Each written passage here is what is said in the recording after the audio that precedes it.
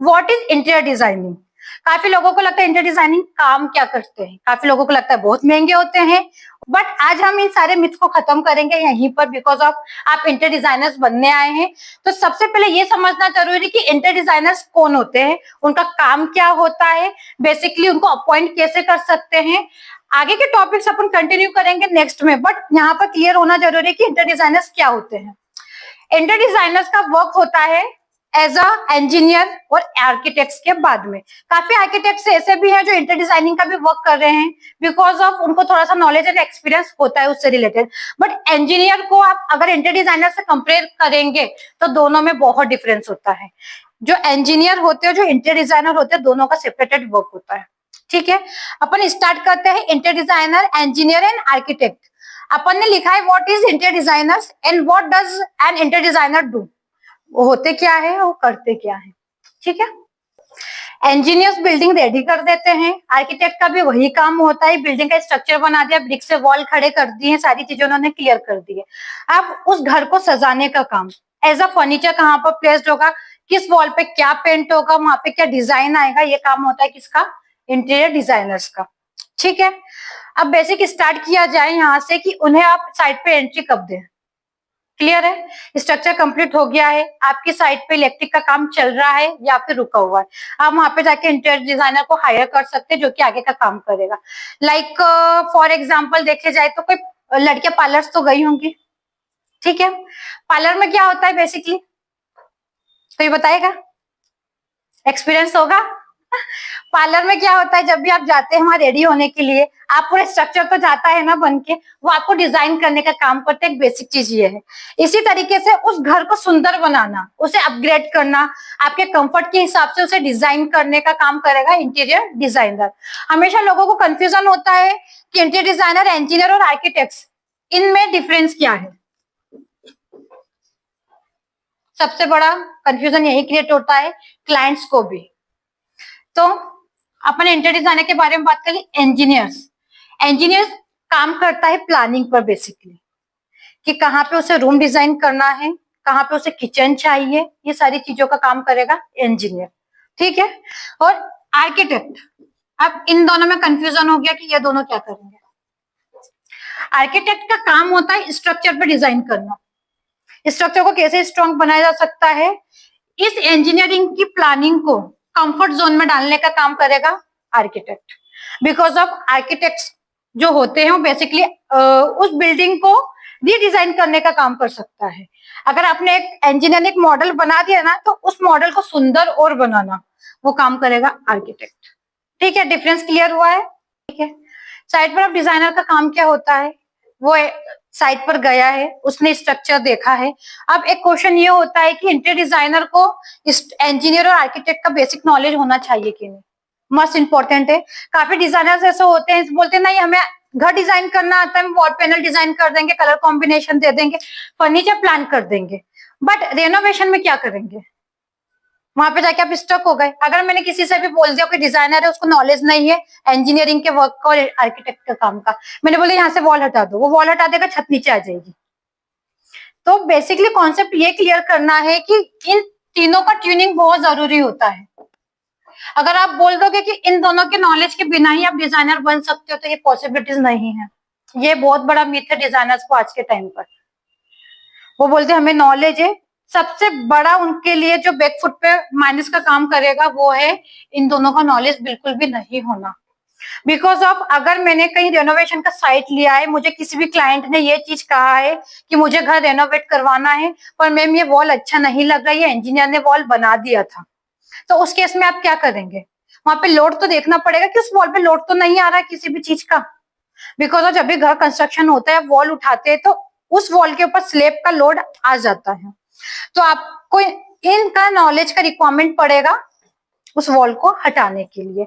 इसलिए बेसिक आपको हम क्या करेंगे, यहाँ पे सिर्फ हम आपको डिजाइनर नहीं बनाएंगे, हम आपको बेसिक नॉलेज भी देंगे इंजीनियर और आर्किटेक्ट क्या काम करते हैं, स्ट्रक्चर पे क्या काम होता है, बीम कॉलम का लोड कहाँ डिस्ट्रीब्यूट होगा, आप वॉल वहां से रिमूव कर सकते हैं कि नहीं, आप वहां पे डोर की प्लेसिंग चेंज कर सकते हैं कि नहीं, इसके लिए हम आपको नॉलेज देंगे इंजीनियर और आर्किटेक्ट का भी। ठीक है, ठीक है। अब वापस से आ जाते हैं हम इंटीरियर डिजाइनर पे। ठीक है, इंटीरियर डिजाइनर के लिए सबसे ज्यादा जरूरी है कॉन्फिडेंस। बिकॉज ऑफ जब भी आप क्लाइंट के साथ साइट पर जाएंगे तो आपको उनसे बात करने का तरीका बहुत अच्छे से आना चाहिए, आप उनको एग्री कर पा रहे हैं अपने डील के साथ में, ये सबसे ज्यादा मोस्ट इंपॉर्टेंट रखता है। उसके लिए क्या चाहिए आपको? नॉलेज और एक्सपीरियंस, जो कि हम देने के लिए आपको यहाँ पे बैठे हुए। अब बेसिक स्टार्ट करते हैं। आप किसी भी साइट पर एंट्री करिए, आपने वहां पे काम देख लिया है, कैसे क्या काम हो रहा है क्या नहीं। आपको किसी भी डिजाइन पे वर्क करने के लिए अपना इमेजिनेशन पावर स्ट्रांग थोड़ा होना चाहिए। आप साइट पर एंट्री करें तो आपको क्लियर होना चाहिए वहां पर जाके कि मुझे पता है मैं यहाँ पे जा रही हूँ, मुझे कहाँ सोफा प्लान करना है, कहाँ पे मेरा टीवी यूनिट बेस्ट लगेगा, इस वॉल पे क्या डिजाइन होगा। आज के टाइम पे ये हो गया, आप किसी भी इंस्टीट्यूट में जाओगे तो आपको सबसे पहले स्टार्ट कर देंगे कि लाइन बनाना सीखो। I know line banana important है डिजाइनर्स के लिए, बट उसके पहले वो लाइन क्यों बना रहे हैं वो जानना भी तो जरूरी है। ठीक है, वो लाइन बनाना एक सेकेंड ऑफ स्टेप हो गया है, बट बेसिक आपको ये चीज क्लियर होनी चाहिए कि आप काम क्यों करें, आप इंटीरियर डिजाइनिंग की फील्ड में क्यों आए हैं। तो सबसे पहले स्टार्टिंग है कि कॉन्फिडेंस, नॉलेज, आप क्लाइंट से कैसे डिस्कशन कर रहे हैं, वो सब सारी चीजें लाइंस पे भी आएंगे, ड्राइंग्स पे भी आएंगे, बट उसके लिए एक बेसिक क्लियर होना चाहिए आपके माइंड में। अब स्टार्ट करते कि अपन शुरुआत कहाँ से करेंगे, क्या पहले टॉपिक होगा, उसके बाद में क्या नॉलेज लेना है, क्या सारी चीजें। सबसे पहले जाएंगे थ्योरेटिकल बेस पे। थ्योरेटिकल बेस में हम आपको सिखाएंगे कि आपको काम कैसे करना है, ये सारी चीजें स्टेप बाय स्टेप आएगी। फिर सेकंड पे जाएगा अपना सॉफ्टवेयर स्किल्स पे। सॉफ्टवेयर स्किल्स में इंटीरियर डिजाइनिंग में जो बेसिक सॉफ्टवेयर अभी यूज करते हैं वो AutoCAD, SketchUp and max. Max में जाएंगे लास्ट में because of is a little bit tough software, तो आपको जो सबसे ज्यादा इंपॉर्टेंट होगा अभी स्केचअप का और ऑटोकैड का। ठीक है, थर्ड स्टेप जाएगा site visit, practical knowledge, material difference क्या होता है, माइका क्या होता है, प्लाईवुड क्या होता है, इन सारी चीजों में अपन को समझना पड़ेगा डिफरेंस क्या होता है, और अकॉर्डिंग टू बजट आप कौन सा मटेरियल अप्लाई कर सकते हैं किसी भी प्लेस पे। ठीक है, लास्ट हमारा टॉपिक था इंटीरियर डिजाइनर क्या काम करते हैं। नेक्स्ट हम आए यूनिट पे, बिकॉज ऑफ जब तक आप यूनिट नहीं समझेंगे आप साइट पर डायमेंशन नहीं ले पाएंगे, और अगर आपने साइट पर डायमेंशन नहीं लिया तो आप काम भी नहीं कर पाएंगे। ठीक है, बेसिकली जो सबसे बेसिक यूनिट चलती है साइट पे, मेजरमेंट टेप सबने देखा होगा, किसी भी बुटीक वाले के पास भी गए में तो डायमेंशन लेता है वो किसी भी काम को आपकी ड्रेस बनाने से पहले, वो चलते काय में सेंटीमीटर में। ठीक है, बट डिजाइनर का जो बेसिक काम होता है, जो कारपेंटर को भी समझ में आता है, वो बेसिक मेजरमेंट होते हैं फीट और इंचेस में। ठीक है, एक फीट में कितने इंचेस होते हैं? 12। समझे? ये बेसिक चीज याद रखना ऑलवेज। सबसे बेसिक यूनिट है, सबसे इजी यूनिट है मेजर करना। ठीक है, फॉर एग्जाम्पल एक बात करें फर्नीचर से रिलेटेड, अब हम इस यूनिट को हमारे फर्नीचर से मर्ज करते हैं। बेड पे सभी सोते होंगे, बेसिक है। कभी ये चीज सोचा है कितना बड़ा होता है, कितने लोगों के हिसाब से कितने साइज का बेड डिजाइन करना पड़ता है, कभी नहीं, थिंकिंग नहीं आई होगी, आई नो। तो अपन बात करते हैं फिट को लेके जाते हैं अपन एक बेड के डायमेंशन के साथ में। एक स्टैंडर्ड छोटा बेड जो सिंगल पर्सन के लिए बनता है उसका डायमेंशन होता है 3 फीट। 3 फीट को अगर हम यूनिट से कन्वर्ट करेंगे तो कितना हो जाएगा?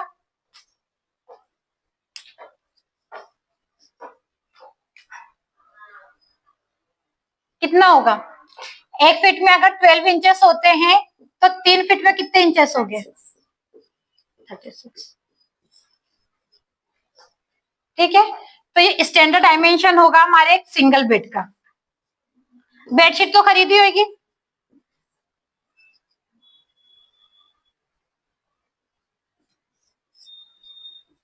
कभी ध्यान दिया कि बेडशीट कितने साइज की होती है, क्या साइज होता है, क्या डायमेंशन होता है? नहीं। तो जहाँ पे सिंगल पर्सन के लिए एक बेड डिजाइन होता है उसकी जो विड्थ होती है वो 3 फीट की होती है। ठीक है, अब विड्थ देख लिए, अब उसकी लेंथ कितनी होगी?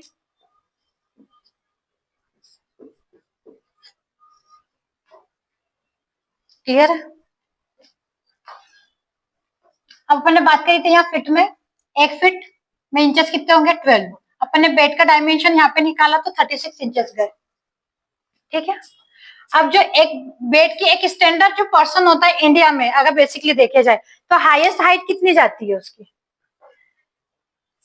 6 फीट।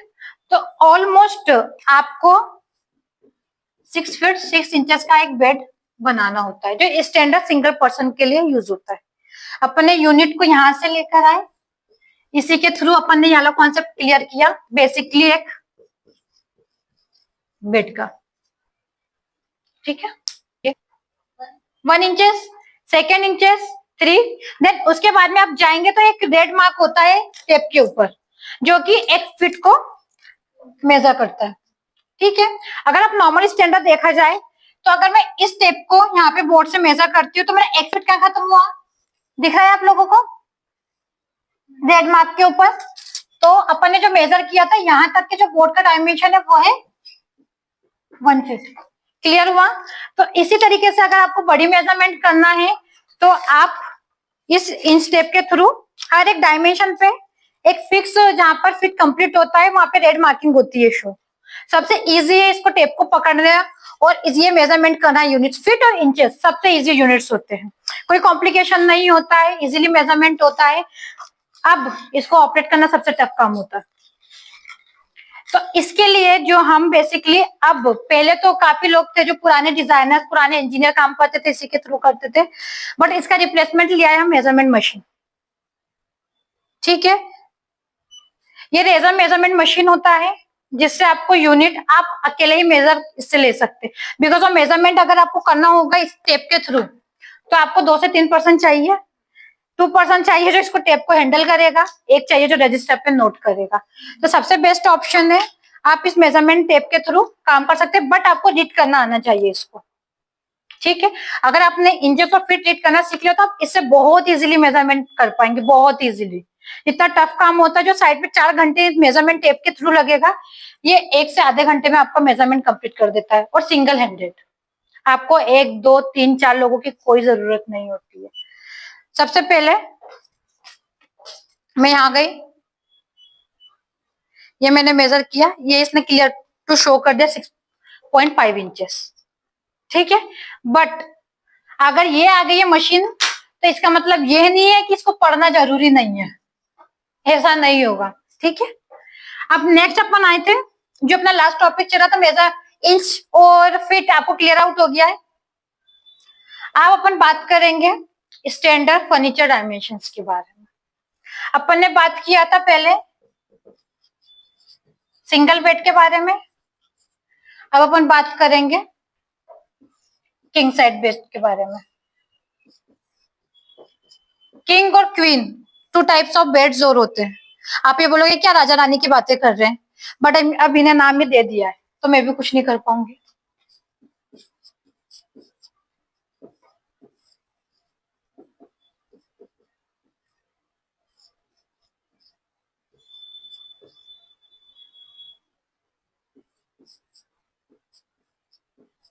ये विंडो नहीं है, पिलोज है। ठीक है, अब सिंगल बेड था। अब इस सिंगल बेड पे अगर 2 लोग के लिए आपको इसमें स्पेस रखना है तो कितना मूव कर सकते हैं, कितना बड़ा बना सकते हैं? तो ये जाएगा अप्रोक्सीमेट 5 फीट पे, और जो ये वाला डायमेंशन है स्टैंडर्ड रहता है 6 feet fix. Because of India में जो पर्सन की हाइट होती है 6 फीट होती ही है, 6 फीट अबाउट भी है, बट अपन स्टैंडर्ड 6 फीट रखेंगे। ठीक है, और आप चाह रहे हैं कि आपको किंग साइड बेड देना है, ये क्वीन ये किंग, तो आपको इसको 6 फीट कंप्लीटली लेना पड़ेगा, 6x6। ठीक है, अब इन दोनों बेड के साथ में कुशन होता है बेड पे, कभी आप सभी ने कुशन देखा होगा इस पे आप अपना हेड रेस्ट करते हैं। अब उसका मार्जिन अपन ने नहीं शो किया था, तो मिनिमम से मिनिमम उसका मार्जिन आपका जाएगा कितना, 4 इंचेस। इस यूनिट के थ्रू ही सब पे बात हो रही है, जब तक आप इस यूनिट को नहीं समझ पाएंगे आप इन डायमेंशंस को नहीं क्लियर समझ पाएंगे। ठीक है, क्लियर है? सिंगल बेड का डायमेंशन आपको शो हो गया है 6/3 फीट। क्वीन साइज बेड का अगर डायमेंशन देखे जाएंगे तो 6/5 फीट, और अगर आपको किंग का जाना है तो 6/6। और इसके आपको लास्ट में ऐड करना है हेडबोर्ड का डायमेंशन 4 इंचेस। ठीक है।